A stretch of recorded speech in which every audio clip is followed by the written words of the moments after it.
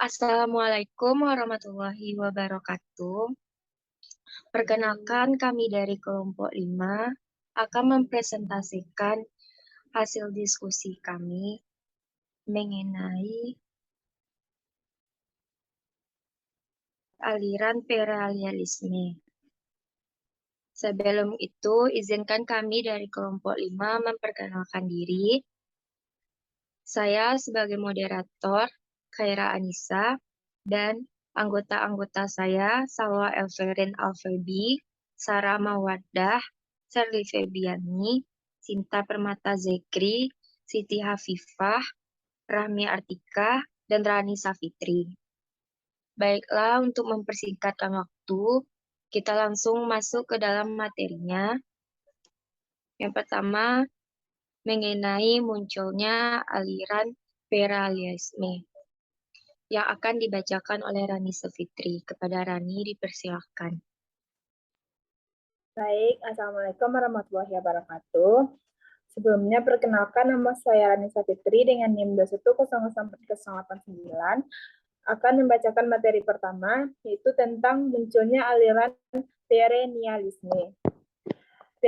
Perennialisme berasal dari kata perennial yang diartikan sebagai continuing throughout the whole year atau lasting for a very long time, yakni abadi atau kekal dan dapat berarti pula tiada akhir. Dengan demikian, esensi kepercayaan filsafat perennial ialah berpegang pada nilai-nilai atau norma-norma yang bersifat abadi. Aliran ini berkeyakinan bahwa dimanapun manusia tetap menunjukkan kesamaannya.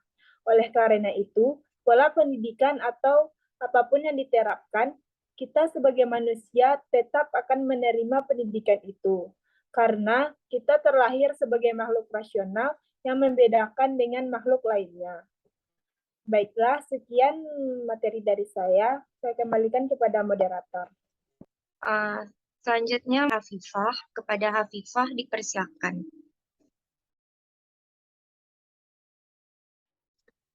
Baiklah, terlebih dahulu perkenalkan, nama saya Siti Hafifah dengan NIM 21022112. Di sini saya akan membacakan materi mengenai peranan perennialisme. Perennialisme memandang pendidikan itu sebagai jalan kembali, yaitu sebagai suatu proses mengembalikan kebudayaan sekarang atau zaman modern, terutama pendidikan zaman sekarang ini perlu dikembalikan ke masa lampau. Perennialisme ini merupakan aliran filsafat yang susunannya mempunyai kesatuan, di mana susunannya itu merupakan hasil pikiran yang memberikan kemungkinan bagi seseorang untuk bersikap yang tegas dan lurus. Karena itulah, perennialisme berpendapat bahwa mencari dan menemukan arah tujuan yang jelas merupakan tugas yang utama dari filsafat, khususnya filsafat pendidikan. Baiklah, itu saja materi dari saya. Saya kembalikan kepada moderator. Terima kasih kepada Siti Hafifah. Selanjutnya, tujuan akan dibacakan oleh Rahmi Artika. Kepada Rahmi Artika, dipersilakan.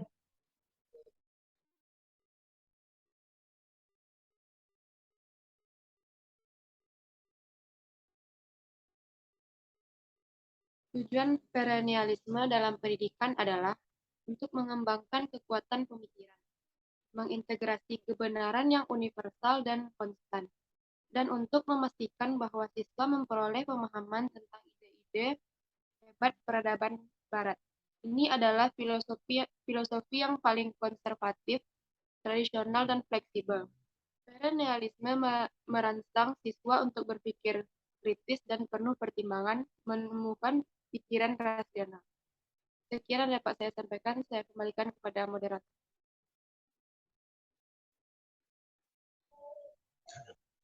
Terima kasih kepada Rahmi Artika. Materi selanjutnya akan dibacakan oleh Sinterli mengenai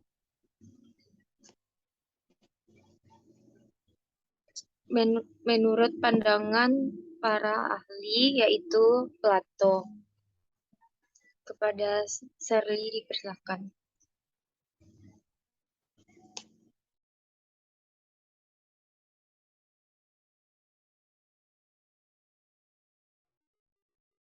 Baiklah, saya Sylvia Febriani akan membacakan dari tokoh yang pengaruh dalam pendidikan. Yang pertama yaitu tokoh Plato, yaitu hidup pada zaman kebudayaan yang syarat dengan ketidakbatinan, yaitu filsafat sofisme.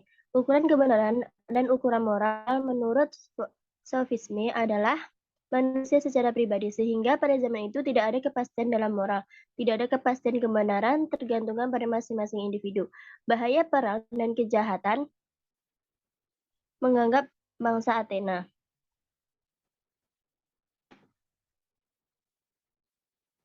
Menurut Plato, dunia idea bersumber dari ide mutlak, yaitu Tuhan. Kebenaran pengetahuan dan nilai sudah ada sebelum manusia lahir, yang bersumber dari ide yang mutlak tadi. Manusia tidak mengusahakan dalam arti menciptakan kebenaran, pengetahuan, dan nilai moral, melainkan bagaimana manusia menemukan semua itu dengan menggunakan akal atau rasio. Semua itu dapat ditemukan kembali oleh manusia. Kebenaran itu ada, yaitu kebenaran yang bulat dan utuh. Manusia dapat memperoleh kebenaran tersebut dengan jalan berpikir, bukan dengan pengamatan indera, karena dengan berpikir itulah manusia dapat mengetahui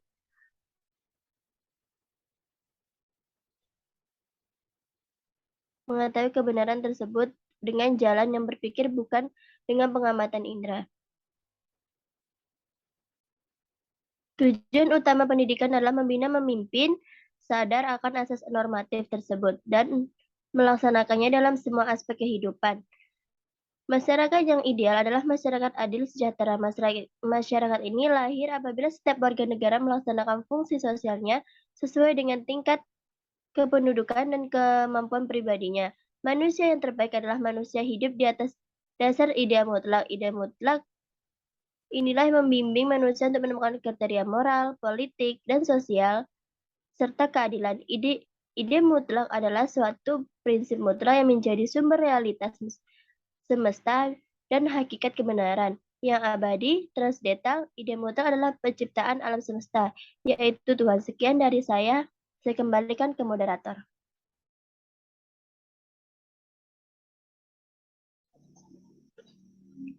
Terima kasih kepada Sylvia Febriani. Selanjutnya akan dibacakan oleh Sarah mengenai pendapat Aristoteles. Kepada Sarah dipersilakan.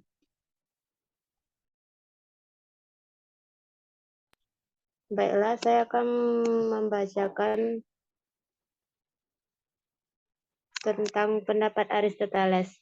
Aristoteles merupakan murid dari Plato. Namun, dalam pemikirannya, ia mereaksi terhadap filsafat gurunya, itu idealisme. Hasil pemikirannya disebut filsafat realisme atau realisme klasik.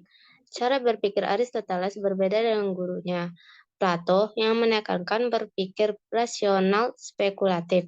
Aristoteles mengambil cara berpikir rasional empiris realistis. Ia mengajarkan cara berpikir atas prinsip realistis yang dekat pada alam kehidupan manusia sehari-hari. Aristoteles hidup pada abad keempat sebelum Masehi, namun dia dinyatakan sebagai pemikir abad pertengahan. Karya-karya Aristoteles merupakan dasar berpikir abad pertengahan yang melahirkan Renaissance.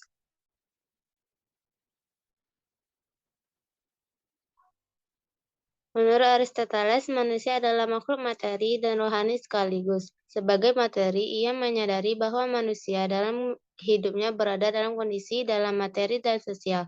Sebagai makhluk rohani, manusia sadar ia akan menuju pada proses yang lebih tinggi, yang menuju kepada manusia ideal, manusia sempurna. Manusia sebagai hewan rasional, kesadaran intelektual dan spiritual. Ia hidup dalam alam materi sehingga akan menuju pada derajat yang lebih tinggi, yaitu kehidupan yang abadi dalam supernatural. Baiklah, itu saja materi yang saya sampaikan. Saya kembalikan kepada moderator. Terima kasih kepada Sarah Mawadah. Selanjutnya, mengenai pendapat Thomas akan dibacakan oleh Salwa Everil Alfaibi kepada Salwa dipersilakan.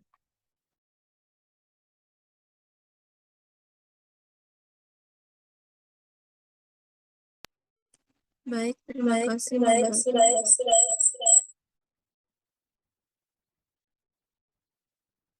Selanjutnya saya akan membacakan mengenai Thomas Aquinas.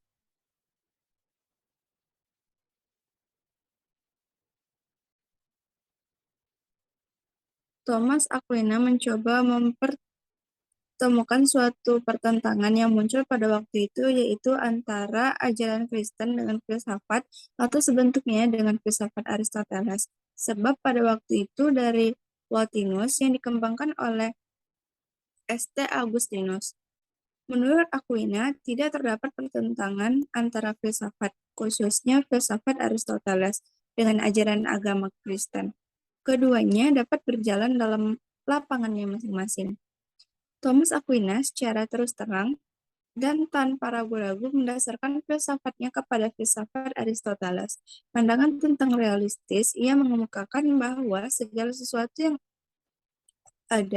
adanya itu karena diciptakan oleh Tuhan dan tergantung kepadanya. Ia mempertahankan bahwa Tuhan bebas dalam menciptakan dunia. Dunia tidak mengalir dari Tuhan bagaikan air yang mengalir dari sumbernya, seperti halnya yang dipikirkan oleh filsuf Neoplatonisme. Dalam ajaran mereka tentang teori emansi, Thomas Aquinas menekankan dua hal dalam pemikiran tentang realistis, yaitu satu, dunia tidak diadakan dari semacam bahan dasar, dan dua, penciptaan tidak terbatas pada suatu saat saja. Demikian menurut Bertens tahun 1979. Dalam masalah pengetahuan, Thomas Aquinas mengemukakan bahwa pengetahuan itu diperoleh sebagai persentuhan dunia luar dan oleh akan budi, menjadi pengetahuan. Selain pengetahuan manusia yang bersumber dari wahyu, manusia dapat memperoleh pengetahuan melalui pengalaman dan rasionya. Disinilah ia mempertemukan pandangan filsafat, idealisme, realisme, dan ajaran gereja. Filsafat Thomas Aquinas disebut Thomisme. Kadang-kadang orang tidak membedakan antara perennialisme dengan neotomisme. Perennialisme adalah sama dengan neotomisme dalam pendidikan. Sekian penjelasan materi dari saya kembalikan kepada moderator.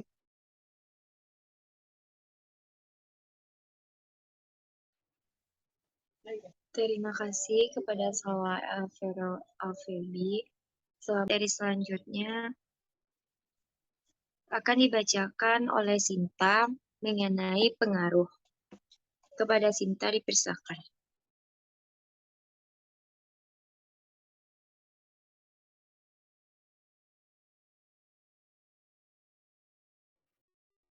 Terima kasih moderator. Baiklah, saya akan membacakan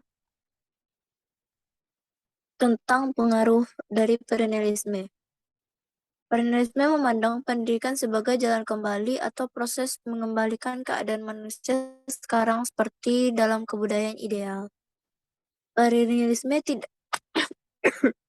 tidak melihat jalan yang meyakinkan, selain kembali pada prinsip-prinsip yang telah sedemikian rupa membentuk kebiasaan bahwa kepribadian manusia yaitu kebudayaan dahulu atau Yunani kuno dan kebudayaan abad pertengahan.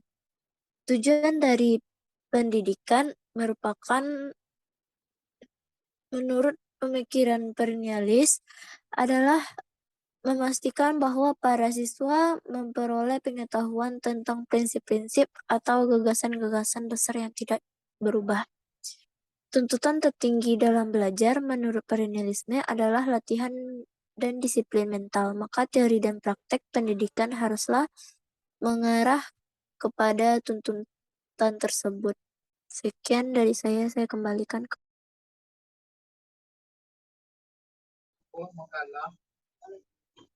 Terima kasih kepada Sinta. Sekian hasil diskusi dari kelompok 5. Kalau ada kekurangan mohon dimaafkan. Saya tutupi dengan Assalamualaikum warahmatullahi wabarakatuh.